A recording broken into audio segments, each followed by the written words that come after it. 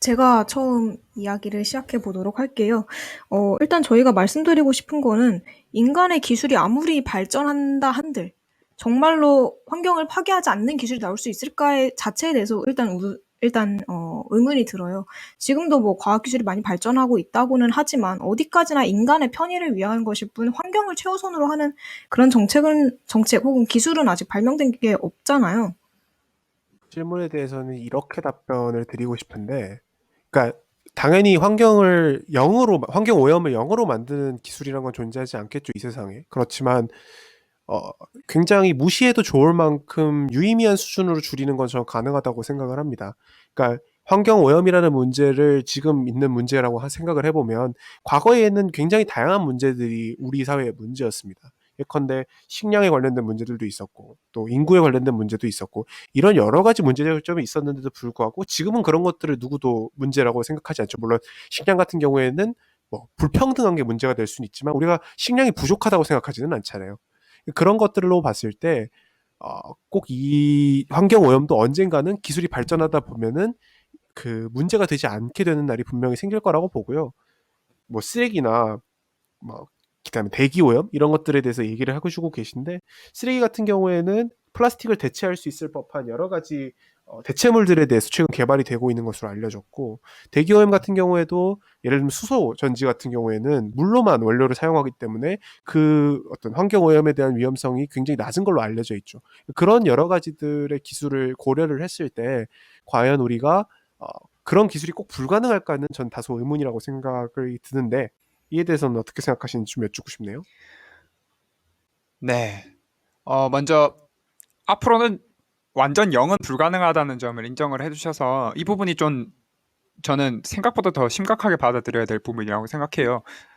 예를 들어서 지금 이 산업혁명, 이 1차 산업혁명 시기였다라고 생각을 하면 그때는 뭐 이런 환경이나 이런 것에 대한 민감도도 많이 떨어져서 사실 막 썼습니다. 석유도 막 썼고요. 뭐 석탄도 막 넣었죠. 그래서 환경오염을 많이 시켰고 뭐 그런 데서 문제가 많이 발생을 했죠. 그런데 그때랑 지금이랑 다른 건 이미 그 사이에 굉장히 많은 오염도가 축적이 됐다는 거예요. 뭐 기후 위기 이야기를 굳이 안 드려도 이제 점점 되돌이킬 수 없는 소위 이제 비가역적인 시기가 조금 있으면 찾아올 것이고 그렇기 때문에 뭐 옛날에 100, 뭐 200 이런 게 중요한 게 아니라 지금 1, 2 정도만 계속 무게추에 조금씩 더 얹어져도 더 큰 문제가 발생할 수 있겠다라는 생각이 저는 들고요. 수소차 이야기도 해주셨는데 사실 뭐 일본 수소차를 가지고 실험을 해봤는데 실제로 가솔린 차량보다 탄소 배출량이 16%밖에 차이가 안 난다고 하더라고요. 16%밖에 절감이 안 된대요. 완전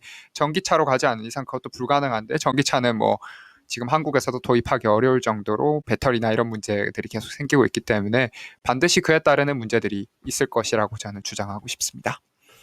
우선 전적으로 한 가지 알아두셔야 돼요. 저도 지금 이게 가능할 거라고 생각하지 않아요. 그러니까 지금 우리의 네, 논제는 장래에 대한 얘기죠. 앞으로 어떻게 될 것이냐에 대한 얘기인데 전기차 부족한 점 많은 건 사실이고 수소차 부족한 점 많은 건 사실인데 말씀해 주셨다시피 16%가 줄었다고 말씀해 주셨잖아요. 그러니까 일반 차와 전기차를 비교해 봤을 때 16% 정도의 탄소량이 줄었다고 얘기를 한 건데 저는 그 정도만으로도 충분히 유의미한 성과라고 생각을 합니다. 우리가 반도체 집적도라는 게 16년마다 한 번씩 두 배로 그 집적도가 두 배로 뛴다고 얘기를 했던 게 지금 8년이 되고 4년이 되고 그랬던 시기예요. 그러니까 그런 탄소 배출을 절감하는 효과 역시도 저는 비슷한 루트를 겪을 거라고 생각하고요.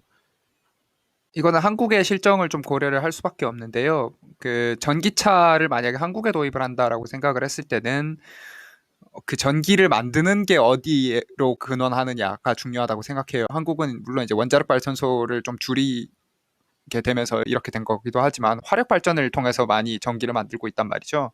그 화력 발전을 통해서 어쨌든 전기를 만들어서 그 전기를 포집한 걸 가지고 전기차에 넣는 거기 때문에 근원적으로는 어쨌든 환경 오염이 불가피하게 발생을 하고 지금 저희한테 기후 위기를 막을 수 있는 시기 자체가 그렇게 많진 않다고 해요. 아, 과학자들이 계속 시간을 앞당기고 있어서 저도 최근 통계는 찾아보지 못했지만 제가 작년도에 알아볼 때만 해도 2030년 기준이었고 2030년까지 이런 기후 위기를 완전히 정지하지 못하면 어, 더 이상 기회가 없을 것이다라는 말까지 나오고 있는 상황에서 앞으로 언제까지 발전을 해야, 그리고 그 발전 속도가 얼만큼 되어야 인간이 환경오염이나 이런 데 피해를 덜 받을지를 생각을 하는 거는 지금 당장은 좀 어려울 것 같고요.